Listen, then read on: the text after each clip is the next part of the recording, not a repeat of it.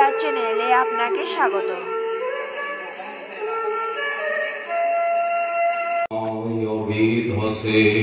ব্রাহ্মণে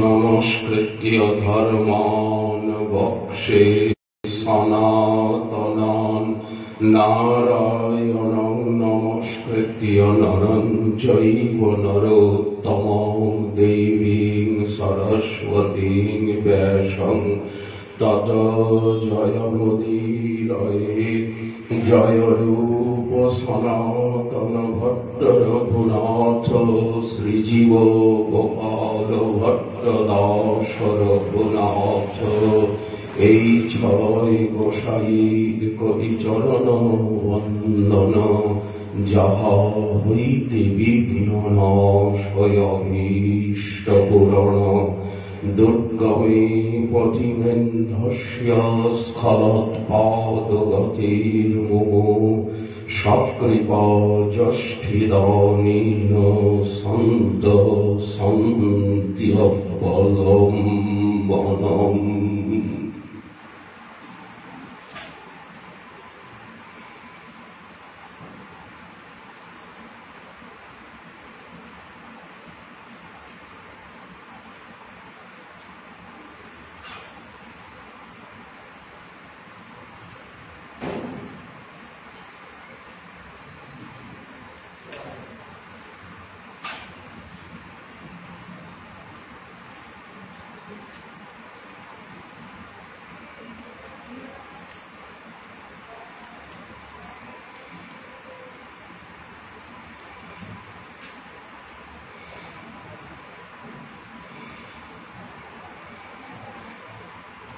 চারি সম্প্রদায় গান করি বহু শ্রান্ত হইল, মহাপ্রভুর প্রেমাবেশ দ্বিগুণ বাড়িল।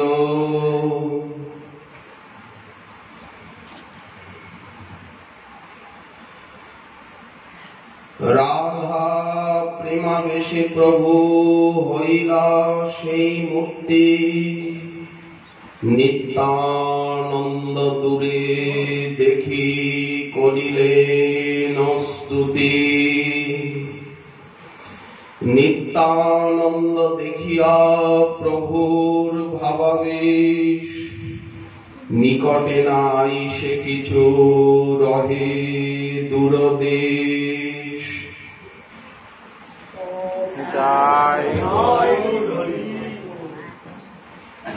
নিত্যানন্দ বিনা প্রভুকে ধরে কোনজন, প্রভুর আবেশ না যায় না রহে কীর্তন। ভঙ্গি করি স্বরূপ সবার শ্রম জানাইল, ভক্তগণের শ্রম দেখি প্রভুর বাহ্য হইল। সব ভক্ত লইয়া প্রভু গেলা পুষ্পদানে, বিশ্রাম করিয়া কইলা মাধ্যাহ্নিক স্নানে। কলি পাবন অবতার প্রেম পুরুষোত্তম নীলাচল বিহারী শ্রী শ্রী গম্ভীরানাথ সন্ন্যাসী শিরোমণি দ্বিজকুল দ্বিজরাজ অনাথনাথ নদীনাথ শ্রী শ্রী শ্রীকৃষ্ণ চৈতন্য মহাপ্রভুর পরম অন্তরঙ্গ প্রিয় পার্ষদ বর্জ, রসিক কবিকুল রাজাধিরাজ, গৌরীয় বৈষ্ণব আচার্য বর্জ, শ্রী রাধা কুণ্ড তট নিবাসী পরম আরাধ্য পাদ শ্রীল কৃষ্ণদাস কবিরাজ গোস্বামী চরণ। তিনি তার শ্রী শ্রী চৈতন্য চরিতামৃত মহাগ্রন্থে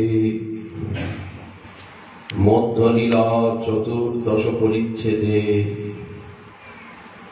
শ্রী গুন্ডিচার নিকটস্থ উপবনে শ্রীমন মহাপ্রভুর সুন্দরাচলে বিহার বা বৃন্দা বিপিন বিহার লীলার দিচ্ছেন রুচির বর্ণনা। যখন লক্ষ্মী দেবীর মান এবং ঐশ্বর্যের প্রকার দেখে শ্রীবাস পণ্ডিত প্রশংসা করছিলেন, নারদ প্রকৃতি শ্রীবাস করে পরিহাস। শ্রীবাস নারদ স্বভাব বিশিষ্ট, শুনি হাসে মহাপ্রভুর যত নিজ দাস। প্রভু কহেন শ্রীবাস তোমাতে নারদ স্বভাব, ঐশ্বর্য ভাবে তোমাতে ঈশ্বর প্রভাব। তুমি ঐশ্বর্য নিষ্ঠ, তোমার মনে ঐশ্বর্যই পছন্দ হয়। কিন্তু দেখো এই স্বরূপ দামোদর ইনি শুদ্ধ বৃন্দাবনবাসী, ইহ দামোদর স্বরূপ শুদ্ধ ব্রজবাসী, ঐশ্বর্য না জানে ইহ শুদ্ধ প্রেমে ভাসী। এই জন্য স্বরূপ দামোদর ঐশ্বর্য পছন্দ করেন না।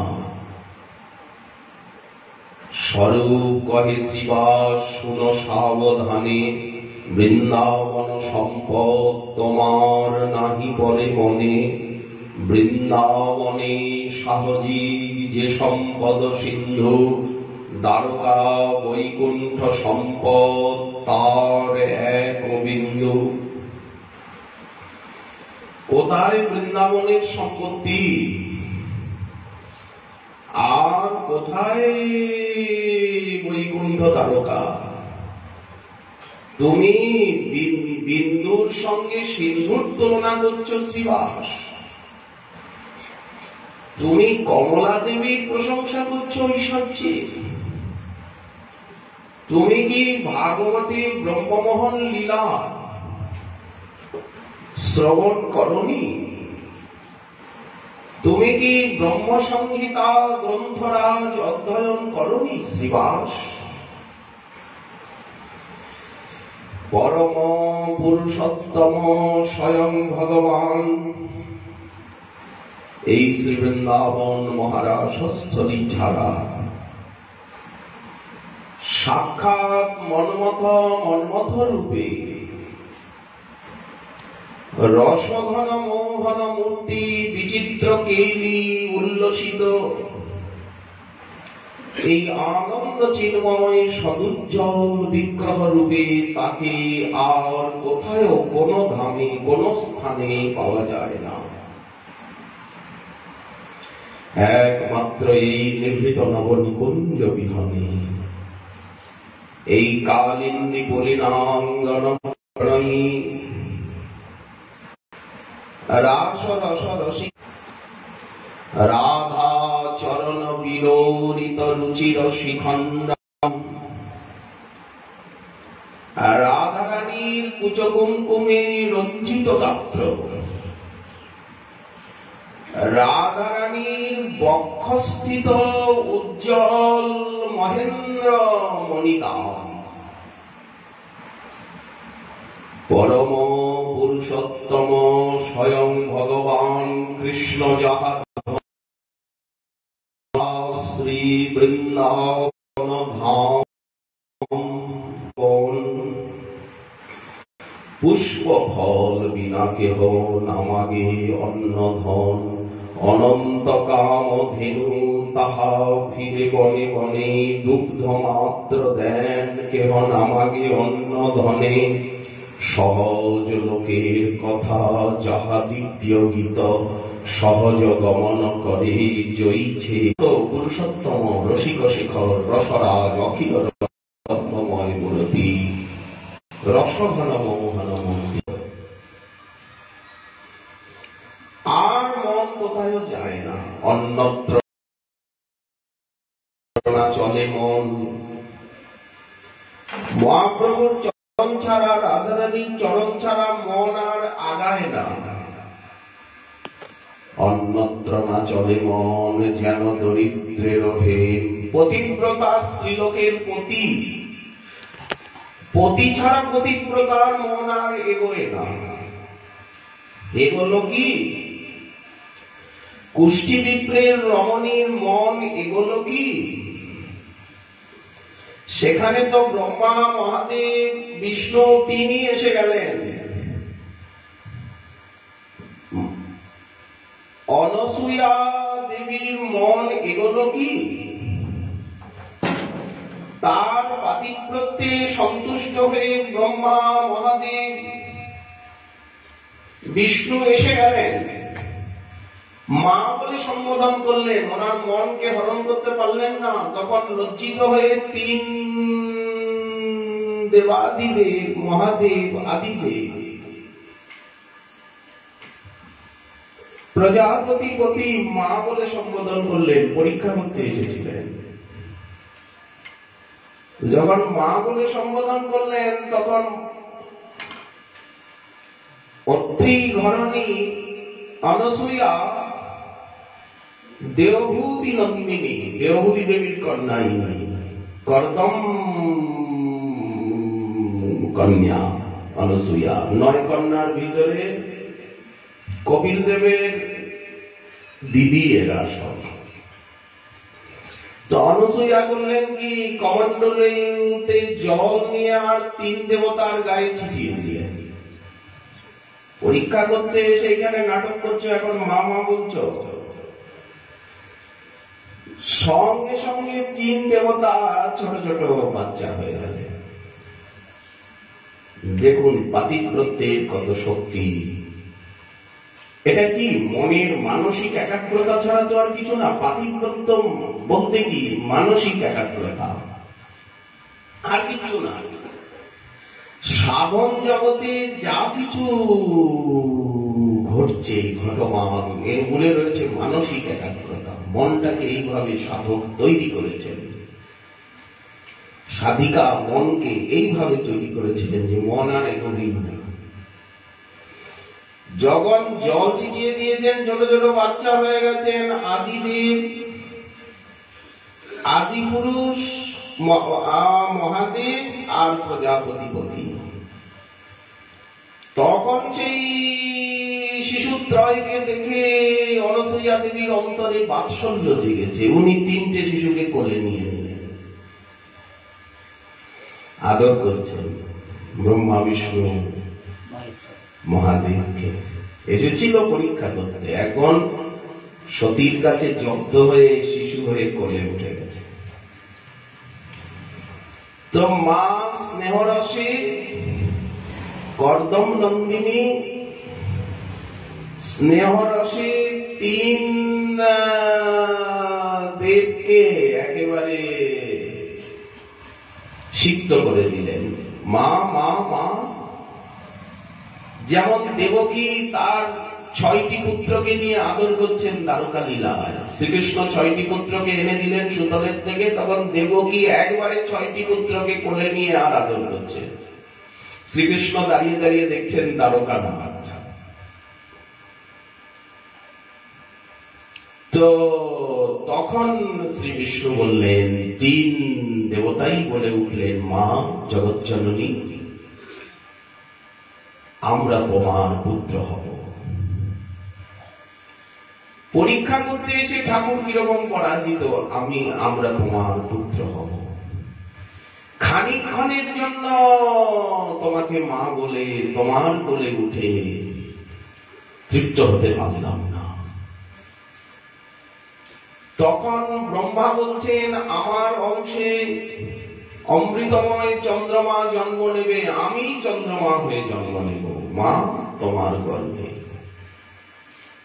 মহর্ষি অত্রিকে আশ্রয় করে শ্রীমন মহাদেব বললেন, জননী মমতাময়ী মাতেশ্বরী, আমি দ্বিতীয় রূপে আমি দুর্বাসা হয়ে তোমার কুক্ষিতে জন্ম নেব। মা বললেন তথাস্তু, আমি অঙ্গীকার করলাম। বিষ্ণু ভগবান বললেন জগজ্জননী মাতেশ্বরী, আমি দ্বিতীয় রূপে মহর্ষি দত্তাত্রেয় অবধূত হয়ে আমি তোমার কোলে খেলা করব চিরদিন। চিরদিন তুমি আমাদের মা হবে, আমরা তোমার বক্ষামৃত স্নেহামৃত তোমার ক্রোড়ে সর্বদা বিহার করব এই সৃষ্টির ইতিহাসে। মা বললেন তথাস্তু, আমিও স্বীকার করলাম। কিন্তু মহর্ষি প্রবর কোথায়? এখনো মহর্ষি প্রবর তো এলেন না। এই বলে মা কমণ্ডলুর জল নিয়ে মন্ত্রপুত করে আবার 3 দেবতাকে ছিটিয়ে দিয়েছেন। সঙ্গে সঙ্গে সেখানে ব্রহ্মা মহাদেব বিষ্ণু প্রকট হয়ে গেল, শিশুরূপ চলে গেল। ভাগবতেরই কথা, সেই লীলাস্থলী এখনো আছে চিত্রকূটের অদূরে বিন্ধ্যাচলে। ভাগবত কতটা সজীব, সেই লীলাস্থলীতে গিয়ে এই লীলাকে অনুভব করতে হয়, মনন করতে হয়। আজও ভগবানের এই 3 অবতার মহর্ষি দুর্বাসার আশ্রম বিশ্রাম ঘাটের ওপাশে মথুরায় দুর্বাসা টিলা, দুর্বাসার আশ্রম রয়েছে। এখন আশ্রমটি খুব সুন্দর সংস্কার করা হয়েছে বিশ্রাম ঘাটের ঠিক ওপারে। সেখানে দুর্বাসা আছেন, এখনো আছেন। ওই জন্য প্রজাঙ্গনাগণ ওনার সেবা করলো। ওনার সেবা করে বলছে যমুনায় এখন জলপ্লাবন, কি করে আমরা পার হব? তখন দুর্বাসা এপারেও আসেন, ঘোরাঘুরি করেন, রাধারানীকে এসে বর দিয়ে গেলেন যে তুমি অমৃত হস্তা হও। এই ব্রজমণ্ডলী দুর্বাসা ঘোরাঘুরি করছেন, এটা ওনারই ভজনস্থলী যমুনার তীর। মহর্ষি শান্তিল্য এখনো এখানে ঘোরাঘুরি করেন। মহর্ষি গর্গ যার যে সাধনস্থলী, সে তার সাধনস্থলীকে ত্যাগ করে না। যিনি যেখানে সাধন করে সিদ্ধিলাভ করেছেন একটা প্রকাশে, সেইখানে উনি সবসময় থেকে যান। আর এনারা তো অবতার পুরুষ। মদকাদি পাইয়ে দিল প্রজাঙ্গনাগণ, কি করে যমুনার ওপারে যাব? দুর্বাসা বললেন শোনো, একটা মন্ত্র দিচ্ছি, বলো কৃষ্ণ ব্রহ্মচারী, কৃষ্ণ ব্রহ্মচারী, কৃষ্ণ ব্রহ্মচারী বলে পার হয়ে যাও। ওরা কৃষ্ণ ব্রহ্মচারী, কৃষ্ণ ব্রহ্মচারী বলতে বলতে যমুনার উপরে চলে গেল। আর হাসাহাসি করছে, কৃষ্ণ কি করে ব্রহ্মচারী হলো? তখন কি করে কৃষ্ণ ব্রহ্মচারী হলো? তখন একজন বলল, এই তুই চুপ কর, এটা কৃষ্ণের কোন নয়, প্রভাব নয়, এটা ঋষিদের বাক্যে, ওনাদের বাণীর শক্তির প্রভাব। ও তাই, এখন সমাধান হল। মহর্ষি দত্তাত্রেয় তিনি এখনো গিরনার পর্বতে, গিরনার পর্বত গুজরাতে, যাকে রৈবতক পর্বত বলা হয়, যে রৈবতক পর্বতে ভাগবতের বর্ণনে শ্রী রোহিণী নন্দন বলদেব চন্দ্র তিনি ওকে বধ করলেন। লক্ষণের কাছে যে অপরাধ হয়েছিল, কি নাম ওই বানরের? দিবিত বানরকে নিধন করলেন যে রৈবতক পর্বতে। যে রৈবতক পর্বতে বিশ্বকর্মা নববৃন্দাবন রচনা করেছেন বৃহৎ পার্বতাবলীতে, সেই রৈবতক পর্বতই হচ্ছে গুজরাটের গিরনার। গুজরাতেই তো তারকাধাম, গুজরাটকেই তো আনর্ত দেশ বলা হচ্ছে, গুজরাটের ভিতরেই তো সৌরাষ্ট্র, গুজরাটের ভিতরেই তো কচ্ছ, রাজস্থানকে বলা হচ্ছে সারস্বত। রাজস্থানের মধ্যে দিয়ে সরস্বতী নদী প্রবাহিত। সরস্বতীর যে মূল শাখা, সেটা রাজস্থানের ভিতর দিয়ে গিয়ে প্রভাসে গিয়ে সাগরে মিলছে। প্রভাস ক্ষেত্র, যেখানে সোমনাথ আছেন দ্বাদশ জ্যোতির্লিঙ্গের একতম, সুদামাপুরী পোরবন্দর,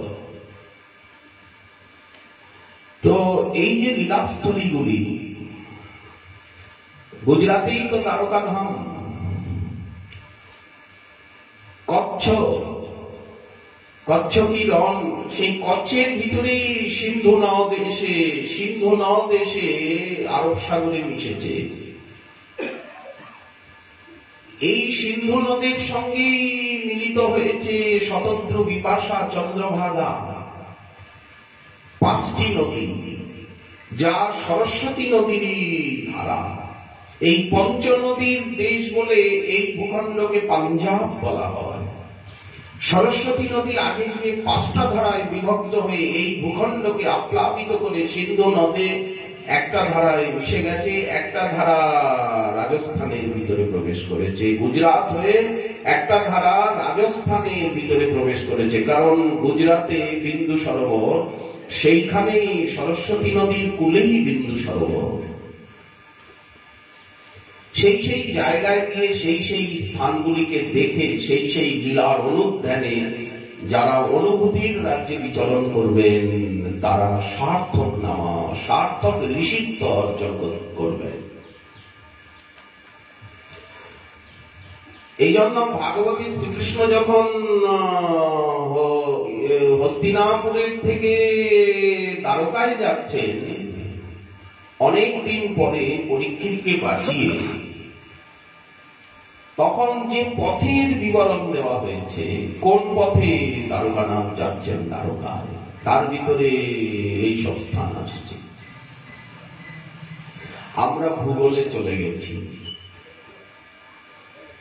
আর চন্দ্রমা ব্রহ্মার অবতার, উনি তো আকাশে, দুর্বাসা ব্রজমণ্ডলে আছেন, মহর্ষি দত্তাত্রেয় আছেন গিরনার পর্বতে, রৈবত পর্বতে।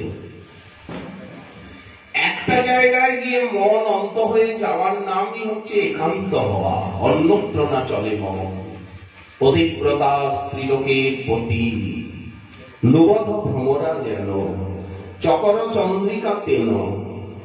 এই যে দৃষ্টান্ত দেওয়া হচ্ছে, চাতক জগৎ গতি আর দরিদ্রের হেম, এই মত প্রেম ভক্তি রীতি। এদের মন যেমন, এইরকম সাধক নিজের মনকে তৈরি করবেন। এখানে একাগ্রতার ব্যাখ্যা হচ্ছে। ব্রজপুর বনিতার চরণ আশ্রয় সার। ইতিহাস ভূগোলে দৌড়ে গেলে হবে না, মূল কথায় ফিরে আসতে হবে। ব্রজপুর বনিতার চরণ আশ্রয়। এই ব্রজপুর বনিতাকে শ্রী বৃষভানুনন্দিনী কিশোরীমণি শ্রীরাধা। জাগ্রত স্বপ্ন সুষুপ্তিষু রোজ রাধার সুধানিধি, বিলাপ কুসুমাঞ্জলি, কৃষ্ণ কর্ণামৃতম, গীত গোবিন্দম, চৈতন্য চরিতামৃত, চৈতন্য ভাগবত, প্রেম ভক্তি চন্দ্রিকা, এই গ্রন্থগুলি রোজ অধ্যয়ন করতে হবে। রোজ রোজ রোজ, কোন কম্প্রোমাইজ নেই। এক্সামিনারকে উৎকোচ দিতে হবে না। এই মনোভাব যারা পোষণ করেন, তারাই হচ্ছেন প্রকৃত ছাত্র, তারাই দেশের অহংকার। তেমনি যে সাধক নিজের মনকে শাস্ত্রানুরূপ ঢালতে চেষ্টা করেন, ওখানে কোনো কম্প্রোমাইজ, কোনো ফাঁকিবাজি, কোনো উৎকোচ, কারো কৃপা কৃপা কৃপা কৃপার দোহাই দিয়ে অলসতাকে প্রশ্রয় দেন, তাদেরকে মোটেই সাধক বলা হয় না। জাগ্রত সুষুপ্তি, জাগ্রত স্বপ্ন সুষুপ্তি সুস্ফুরত মে। সাধক দেখবেন আপনারা, আমার এইরকম হরিনামে নিষ্ঠা হোক, এইরকম শ্রবণ কীর্তনে নিষ্ঠা হোক, এই বয়সেও উনি বসতে পারেন না, তাও ওনার শ্রবণে অভিরুচি। ওনার কাছ থেকে আমরা শিখতে পারি না আদর্শ সাধক জীবন কাকে বলে। সাধক দেখবেন, এই দেখুন বসে আছে সাধক, শ্রীল বাবাজি মহারাজ, শ্রীল দাদাজি মহারাজ। সাধক নাই, ব্রজমন্ডলে নাই, ক্ষেত্রমন্ডলে নাই, গৌরমন্ডলে নাই, কি ভারত ভূমন্ডলে, পৃথিবী মহিমন্ডলে সাধক নাই। সাধককে চেনার মতো সিংহের কাছে গেলে গজদন্ত গজমুক্তা মিলবে। গুজরাতের জঙ্গলে সিংহ আছে, হাতিও আছে। এখন সিংহ যেখানে থাকে সেখানে হাতিও থাকে, কারণ সিংহের খাদ্যই হচ্ছে হাতির মগজ। তো সিংহ করে কি, হাতির পেছন দিয়ে বা সামনে দিয়ে লাফ দিয়ে উঠে যায়।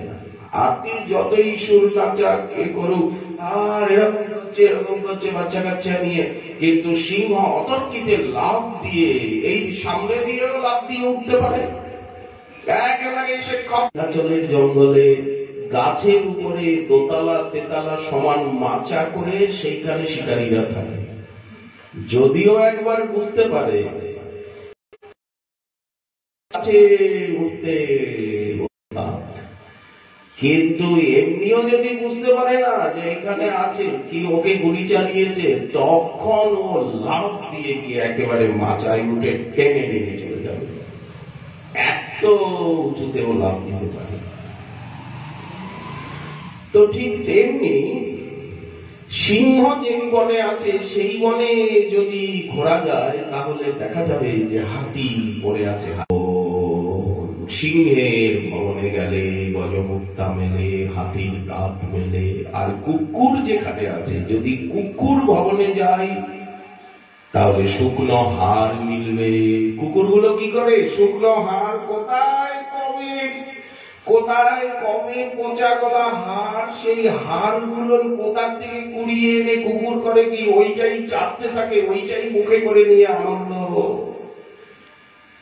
তো বলুন দেখি, আমরা কার কাছে যাব, কাকে আদর্শ করব, কার সঙ্গ করব, কার আনুগত্য করব? বললেন সিংহে। কুকুর রাজা বিরাজে। এই কথা প্রেমানন্দ দাস ঠাকুর বলছেন। সাধক হওয়ার প্রচেষ্টা কায় মনোবাক্যে, কচু বনে ঘুরে কিছু মিলবে না। এই জন্য জাগ্রত স্বপ্ন সুষুপ্তি সুস্ফুরত মে রাধা পাদাবজচ্ছটা। সিংহ হচ্ছে আমাদের আচার্য পাদগণ, আমাদের উপজীব্য চরণ আরাধ্য পাদগণ। এবং বর্তমান আদর্শের গুরু, যেমন হরিদাস ঠাকুরকে ব্রজবনবাসী কাঙাল ভক্তগণ আদর্শের গুরু করেছিল। হরিদাস ঠাকুর যেমন আদর্শের গুরু, রঘুনাথ দাস গোস্বামী পাদ যেমন রাধা দাসের গুরু, শ্রী রূপ গোস্বামী পাদ যেমন রসের গুরু, সনাতন গোস্বামী পাদ যেমন সিদ্ধান্তের জগৎগুরু, আমাদের লোকনাথ গোস্বামী পাদ যেমন বৈরাগ্য দৈন্যের জগৎগুরু, আদর্শ গুরু, আমাদের ঠাকুর মহাশয় যেমন সংকীর্তন বিগ্রহ সেবার আদর্শ জগৎগুরু, আমাদের শ্রীনিবাস আচার্য প্রভু যেমন গ্রন্থ প্রচারের, গ্রন্থ অধ্যাপনার, ছাত্র পড়ানোর আদর্শ আচার্য জগৎগুরু, শ্যামানন্দ প্রভু তিনি যেমন, শ্যামানন্দ প্রভু কিসে? শ্যামানন্দ প্রভু রাধা দাসে সম্মার্জনী সেবায়, সম্মার্জনী সেবা করে করে উনি রাধারানীর নূপুর পেয়ে গেলেন। এক এক জগৎগুরু, এক এক উপজীব্য চরণ এক একটি আদর্শ দেখাচ্ছেন। আমাদের শ্রীজীব গোস্বামী চরণ যেমন সঞ্চালনে, উনি হচ্ছেন দর্শনাচার্য জগৎগুরু, উনি যেমন সমাজ সঞ্চালনে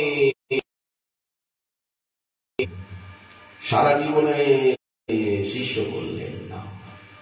অবশ্য জীব গোস্বামী পাদের পরিবার বলে পুরীতে নাগা, কিন্তু ব্যষ্টি গুরুর লীলা না করলেও, অনেকে ব্যষ্টি গুরুর লীলা করেননি যোগ্য হয়েও দৈন্য ভরে, কিন্তু ব্যষ্টি গুরুর লীলা না করলেও তারা সমষ্টি গুরু, সম্প্রদায় গুরু, গুরুর গুরুর গুরুর গুরুর অগণিত অনন্ত গুরুর গুরু, মহাগুরু, জগৎগুরু, আচার্য মহাপ্রভুর কায়ব্য, রাধারানীর কায়ব্য, রাধারানীর মহাপ্রভুর দ্বিতীয়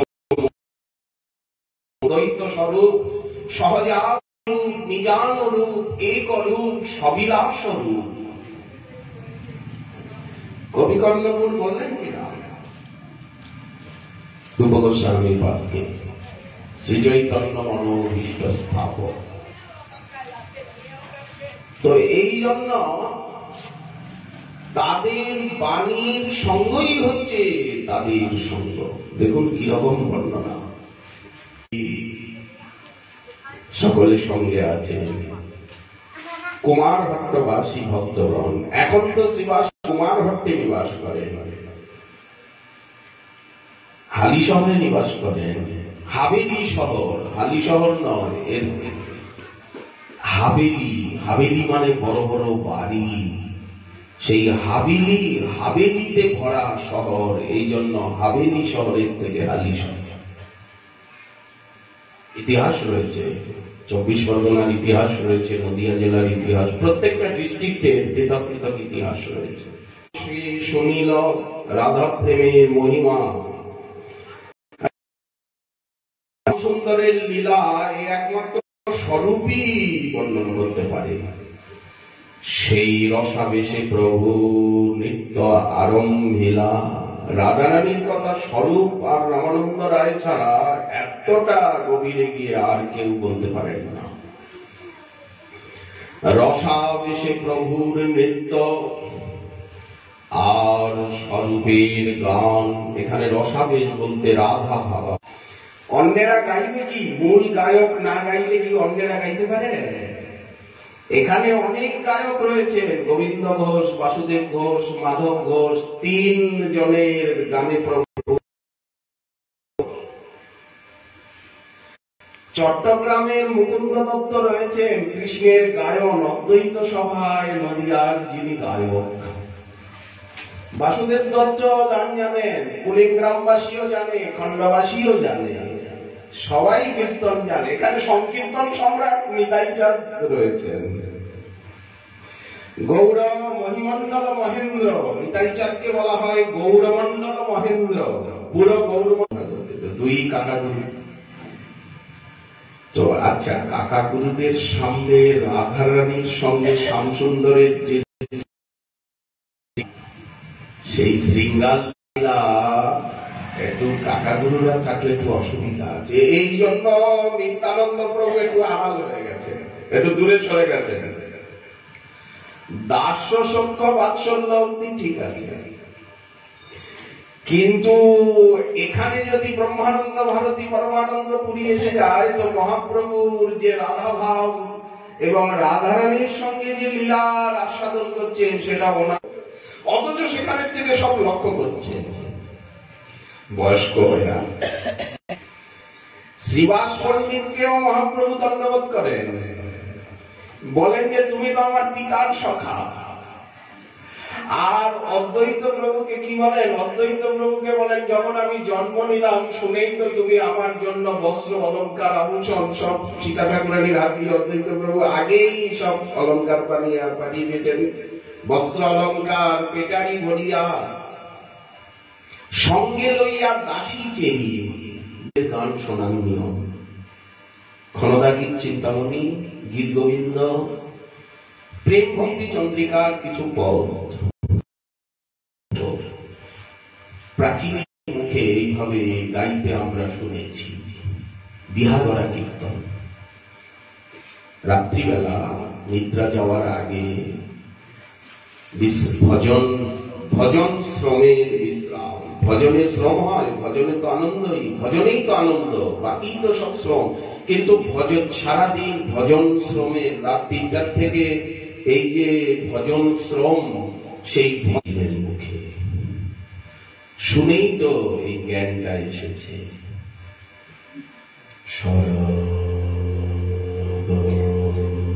চন্দ্র পুরো বৃন্দাবন চোখের সামনে, মনের সামনে। কলকাতায় বসে থাকলেও, দিল্লি, চেন্নাইয়ে, মস্কোতে বসে থাকলেও, ঢাকায় বসে থাকলেও, যখনই পদ উচ্চারণ হবে তখনই বৃন্দাবন সামনে এসে থাকবে।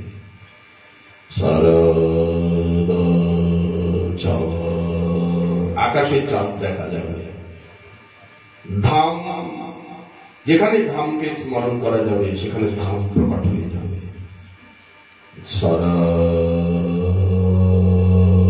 মহারাষ্ট্র চলে এসে যাবে বিনা অপরাধ নকরুণিতম্বিনী।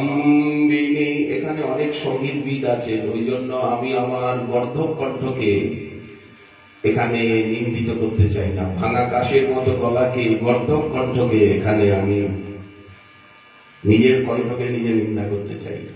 অনেক কীর্তনিয়া রয়েছেন, এই সংকীর্তন নকরুণিতম্বিনী গমন বিলম্বন অনুসর তম হৃদয়ে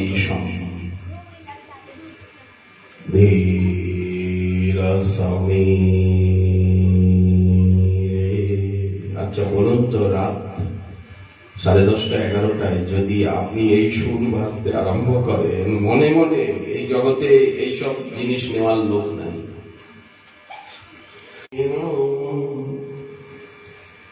হালকা হালকা খুব ধীরে ধীরে উনি তোমার নাম নিয়ে বেলু বাজাচ্ছেন, শুনতে পাচ্ছি আমরা।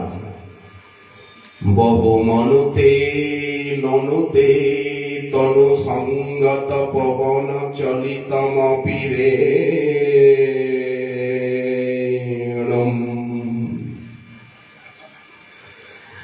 সখী তোমাকে সাজিয়ে দিই, তুমি ভাবছ না কেন? পদতি পদত্রে বিচলিত পত্রে। সঙ্গীত শাস্ত্র না জানলে এই সমস্ত পদ জীবন। পদতি পদত্রে বিচলিত পত্রে সঙ্গীত ভবদুপজানম। শ্রীকৃষ্ণ উঠছেন বৃক্ষের মনমণি পত্রধ্বনিতে। হরিণ চলে গেল, খরগোশ চলে গেল, শ্রীকৃষ্ণ কেঁপে কেঁপে উঠছেন। রাধারানী বুঝিয়ে এসেছেন। রচয়তি শয়নম সচকিত নয়নম পশ্যতি তব পন্থানম। দণ্ডে শতবার, কতবার উনি নিকুঞ্জের পড়লেন না। লাল শাড়িটা ছেড়ে নীল শাড়িটা তো পরবে। অন্ধকারের